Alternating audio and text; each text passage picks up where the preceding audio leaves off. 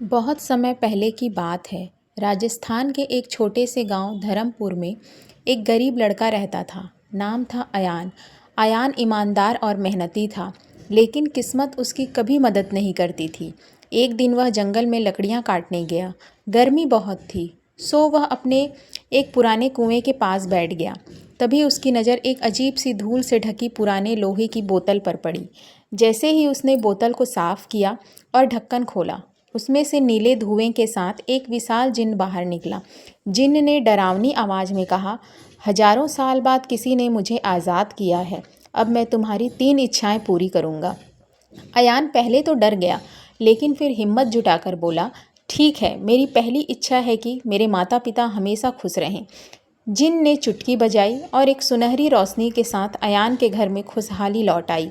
माँ की तबीयत जो सालों से खराब थी, वो अब एकदम ठीक थी। अब दूसरी इच्छा, जिन्न ने पूछा।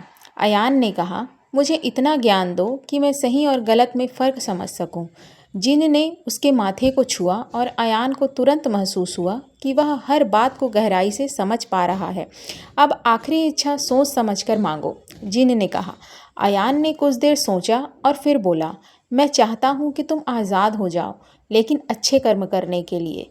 जिन्न चौंका। किसी ने कभी मेरे लिए यह नहीं मांगा। जिन्न की आंखों में आंसू आ गए। उसने आकाश की ओर देखा और बोला, आज से मैं एक नेक आत्मा की तरह दुनिया में अच्छे काम करूंगा। जिन्न ने अयान को आशीर्वाद दिया, जहाँ भी तुम रहोगे तुम्हें कोई नुकसान नहीं होगा और ज़रूरत पड़ने पर बस मेरा नाम लेना, मैं हाजिर हो जाऊंगा। अयान गांव लौटा। अब वह सिर्फ मेहनती नहीं, बुद्धिमान और खुशहाल भी था। लेकिन लोगों ने उसकी सलाह से अपने जीवन सुधार लिए।